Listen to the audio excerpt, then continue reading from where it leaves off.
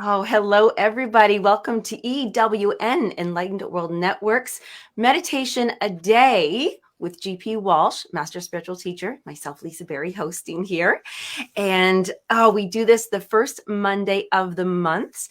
And what we like to do is we like to invite you all to share in a little bit of this mini conversation before GP leads us through that meditation. And GP, what I love about your meditations is that it's a self-inquiry meditation. So it's not like a super guided with these, like we're going on a journey here. It's a journey inside the body.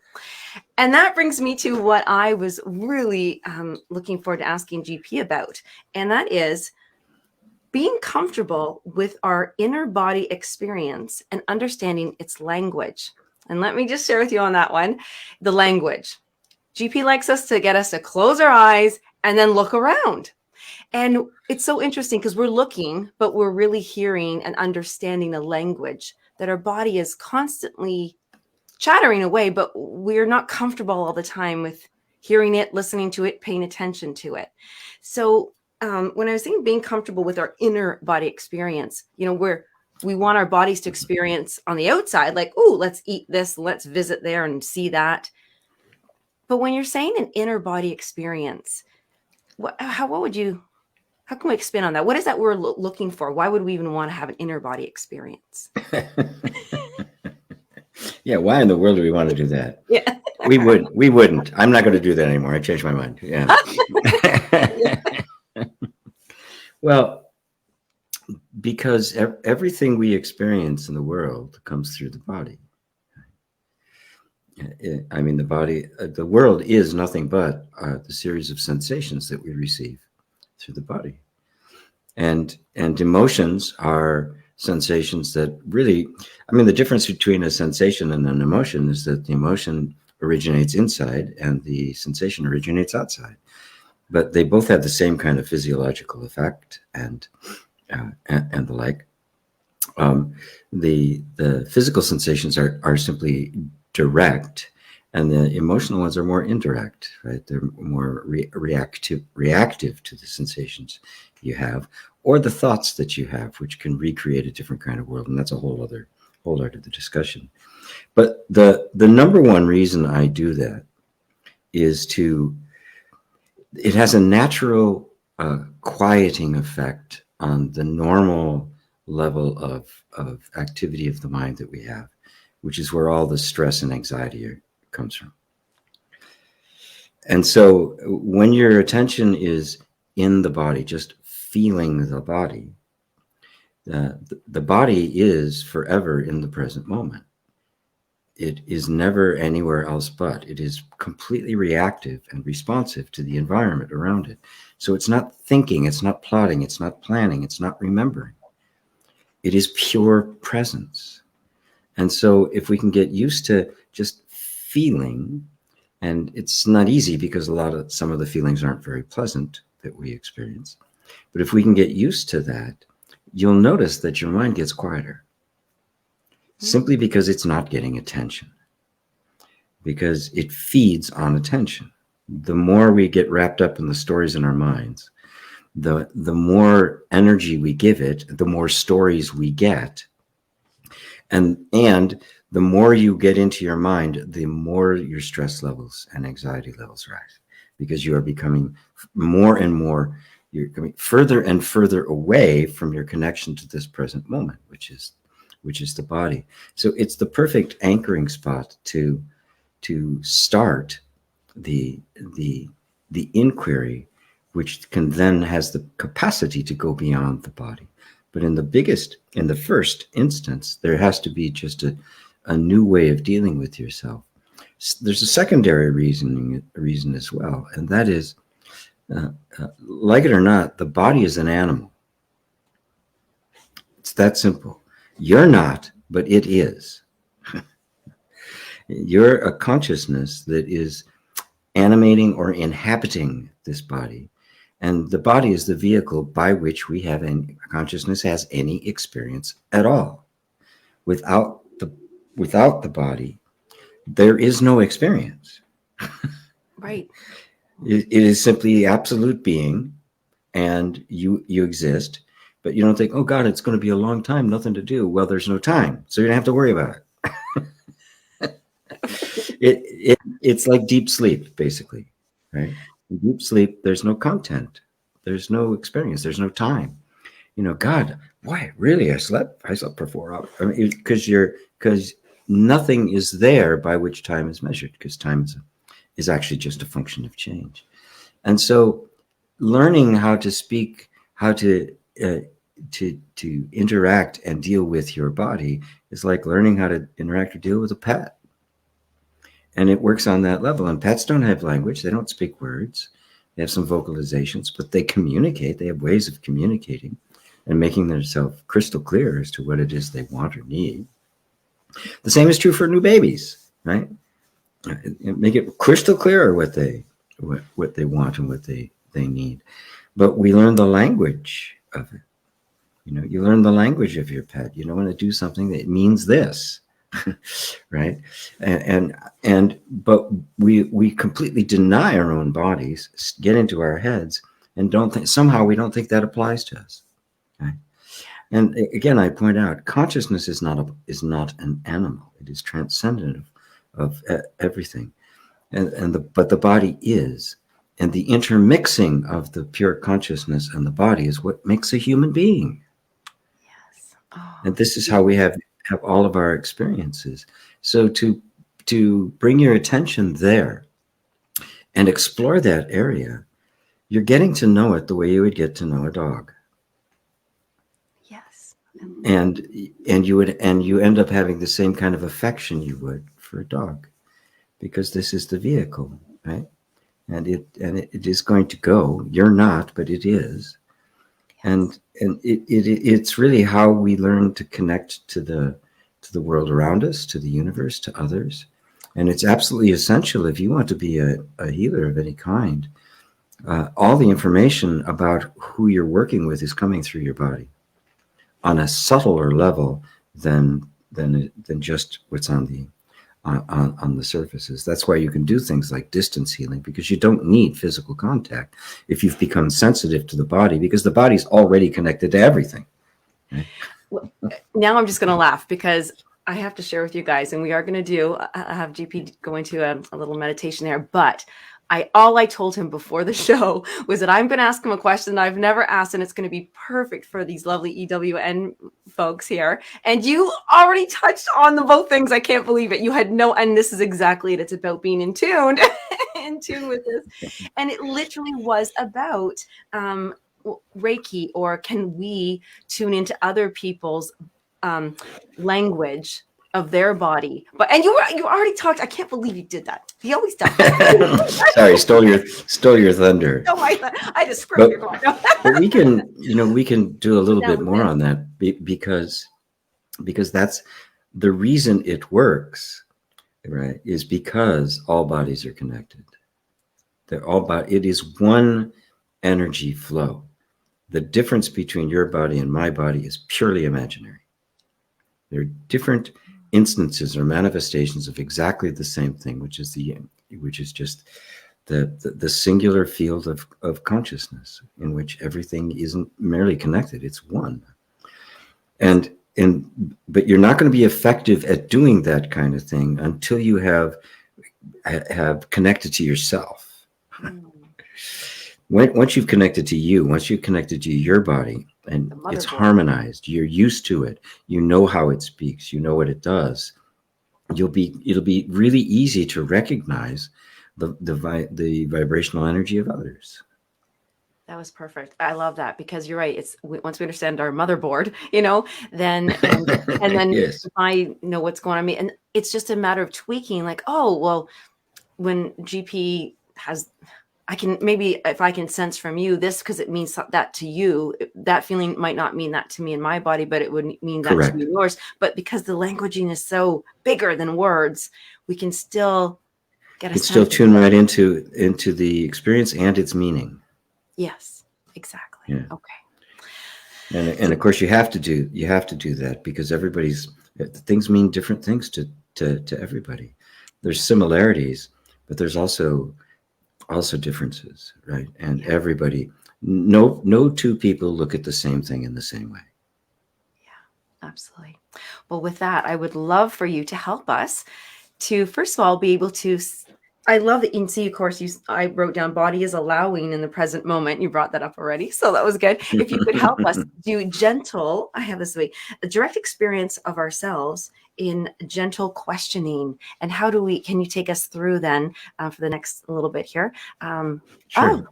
Exploring, feeling, understanding our new language.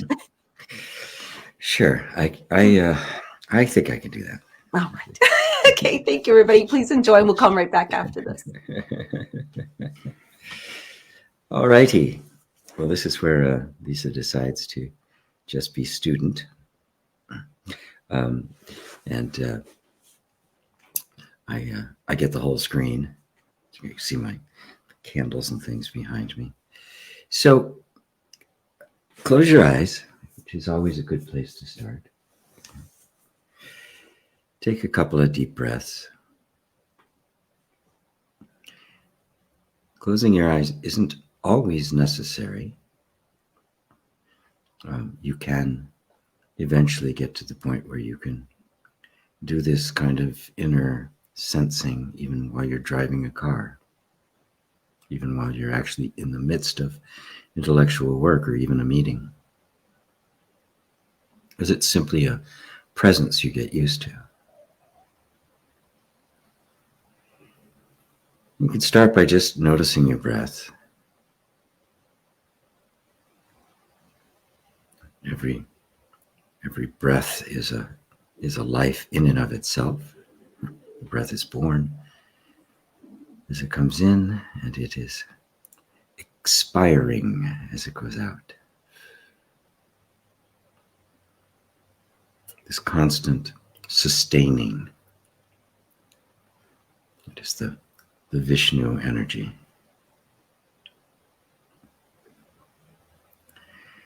And with your eyes closed, just feel. Whatever that means to you. There's a feel to the body. There's a kinesthetic sense to it. There's a presence.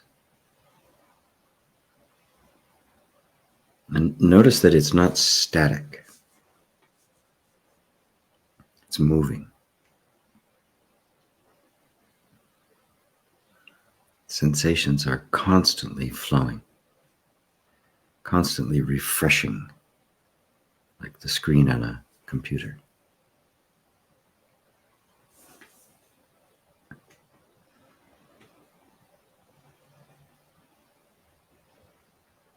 Now just feel them without any kind of thoughts about them. Don't even need to give them a name.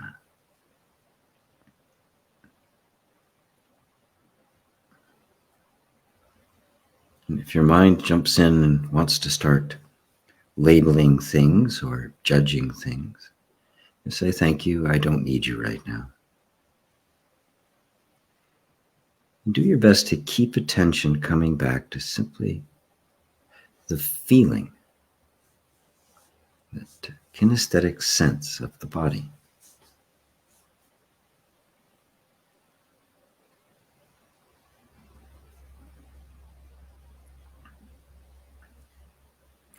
And just for a moment, put your attention on your feet. Notice that there's a slight kind of a tingling, kind of just a vibration on the soles of your feet.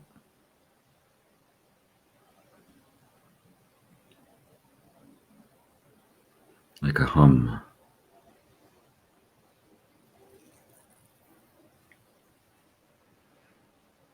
Now put your attention on your hands and notice that they have a very different feel than the feet, that the energy feels different.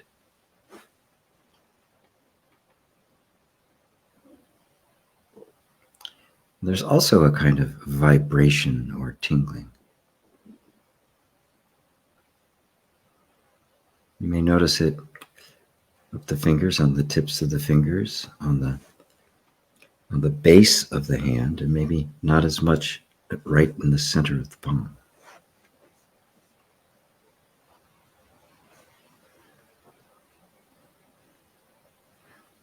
Now, put that same attention on, let's say, your chin. It's a quieter energy. You may notice that your jaw is carrying some tension. Just notice it right now.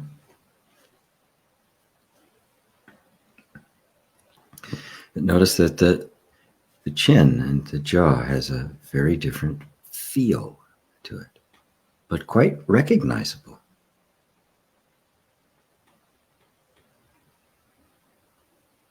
Notice that while I'm using a word to direct your attention, you don't need a word.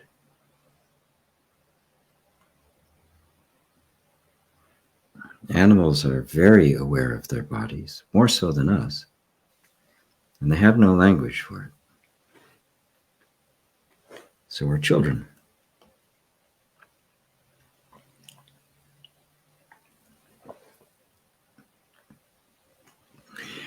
Now, as we're doing this, you're just scanning your body slowly up and down. Your feet, to your ankles, to your shins and the calves, to the knees. Now the top of your legs, your thighs and hips, up through your stomach, your lower back, to your mid-back and the base of your chest and the solar plexus. It's the top of the chest, your heart, the top of the back. Just feel it going up over your shoulders, down your arms, to your hands, around the neck. Just let your attention wander all the way up your forehead, to the back of the head, and up to the crown.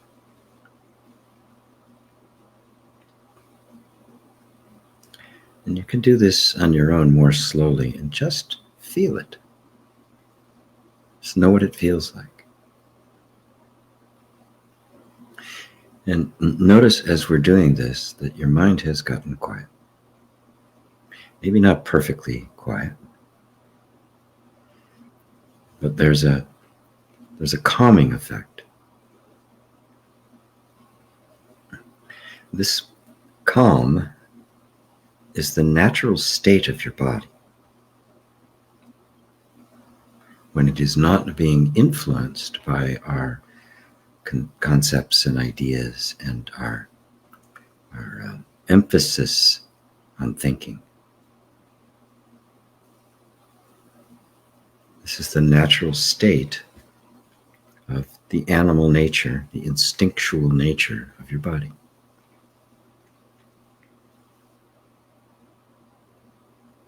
Also known as the lower three chakras.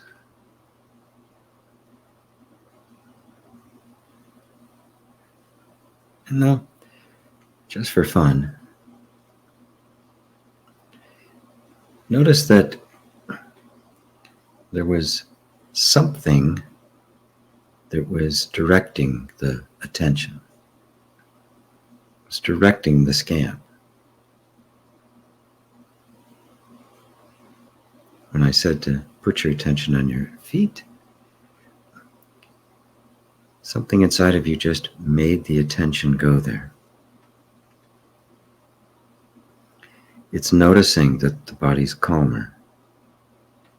It's noticing that the mind is quieter.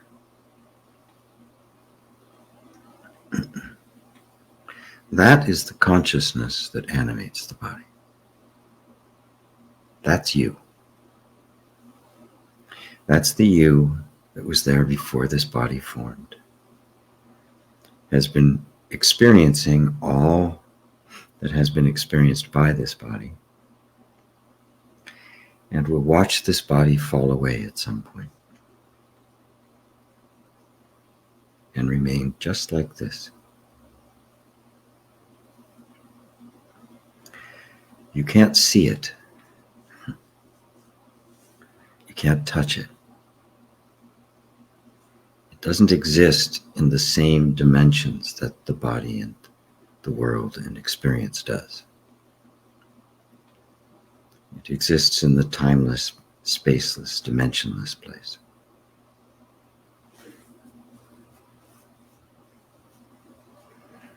But this is you. This is the real you.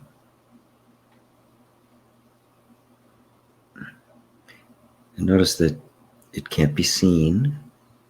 It can't be experienced. It's having all the experiences. You can't form an idea about it.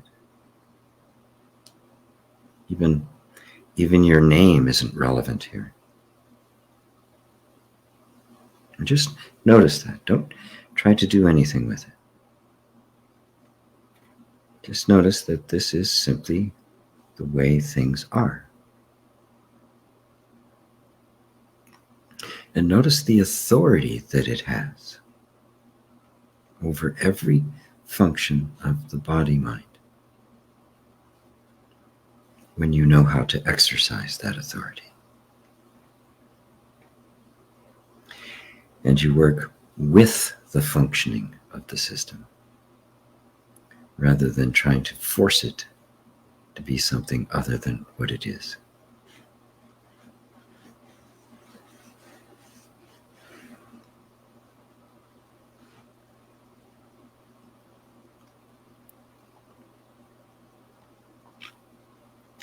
Now just take a moment and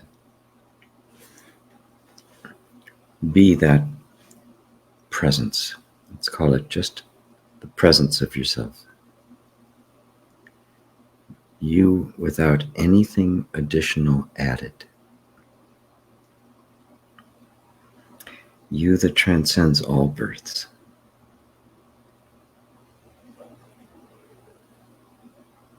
Effortless. Limitless, self-existent, self-luminous.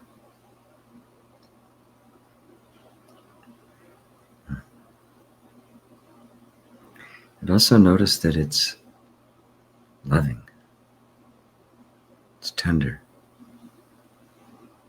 it rejects nothing.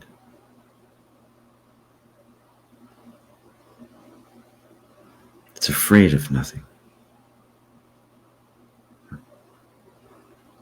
It is pure love. And it's you.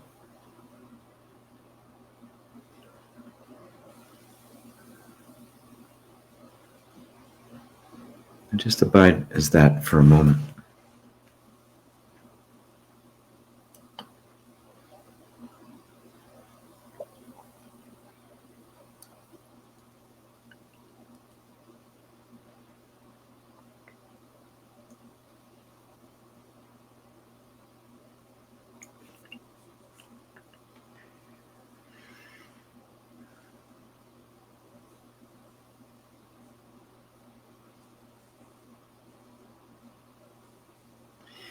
As we get ready to come back, notice that this is quite effortless, and that this is the self, the Buddha nature, the reality that has been talked about by sages for all time. It's just this.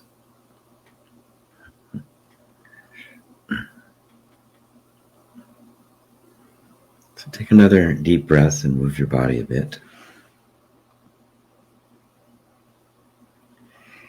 And then when you're ready, you can open your eyes.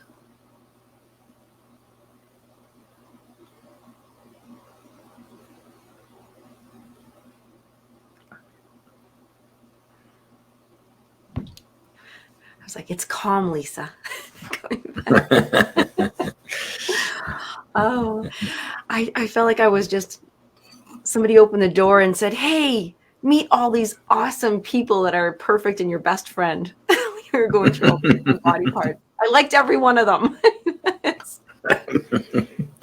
Very good. Oh, you're right. I loved how at the end you mentioned like nothing, it was only love and only tender. Like even when I was exploring, even if it was something I was like, oh, that doesn't feel so great here, or reminded of different things. You're like, but it wasn't. There was no judgment. There was no outcasting of No, anything. It was no, totally that all lives in the mind. It's the mind that makes the comparisons and judgments and criticisms and the like, because the mind is always kind of taking some position, right? And then judging life and rejecting this and wanting to hold on to this, and that's where all the suffering is. When the mind is in abeyance for a moment and you're just with the conscious awareness that you are, there's nothing but love there. Yeah, it felt like that. It really did. I have a question because you brought something up just to wrap this up, but I've seen all these beautiful thank yous, and I want to say I'm just so happy that everybody's here with us today, and we can watch through and do that every day if you'd like, all the time. Go ahead. So, you mentioned the word presence, and I heard it differently than I normally do, which is wonderful because my feeling language was opening up. And it's when a lot of people will say, who are in tune, and they say, I feel a presence in the room, or I felt a presence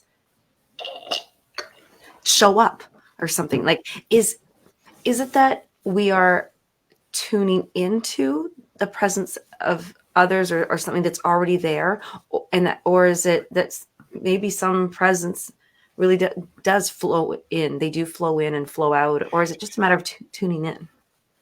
Well, it's all of the above. During the meditation, what you touched on was simply awareness of your presence, which is the presence. Because without you, nothing else, there isn't anything else. But you can, just like you felt the presence of your foot, right, as a particular vibration, think of you as just this pure, open, clear space, right?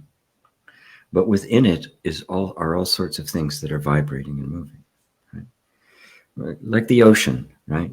The still ocean, and all the fish and everything are moving around in the ocean. It doesn't really disturb the ocean. It's part of the ocean, right?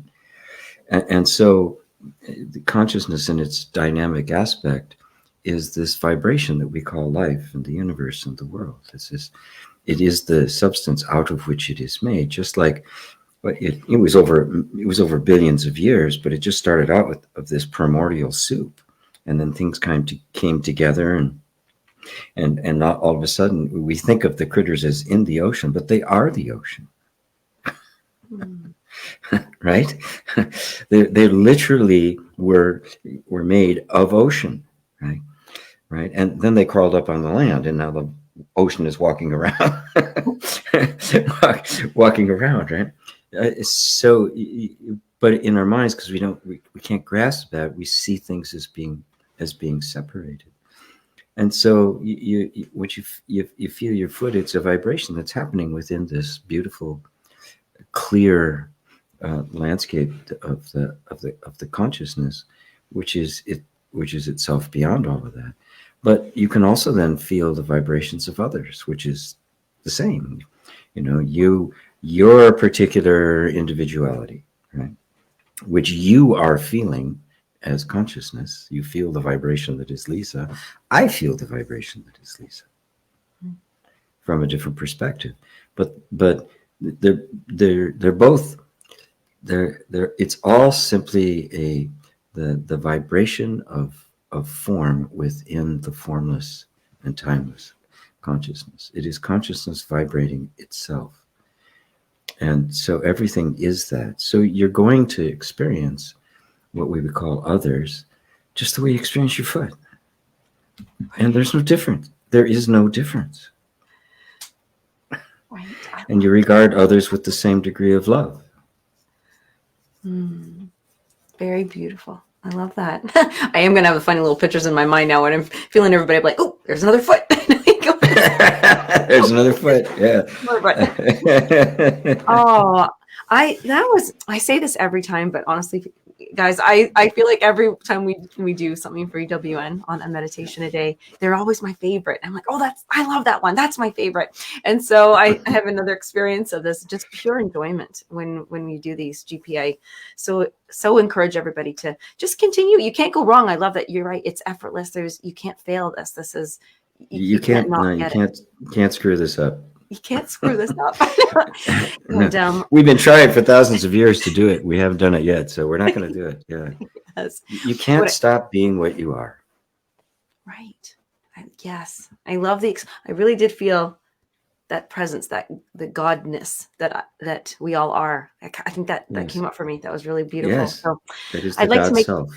An invitation, if I may, just for everybody watching here, because yes, I'm hosting you, GP, but I'm also wanting to invite people to, if you want to enjoy a little bit more of GP's, whether they're just him teaching his or our shows that we do on every Tuesday, or if you'd like to be a little bit more part of, do some other stuff with us, which we do have the Tappist monks, and that's where we do tapping together.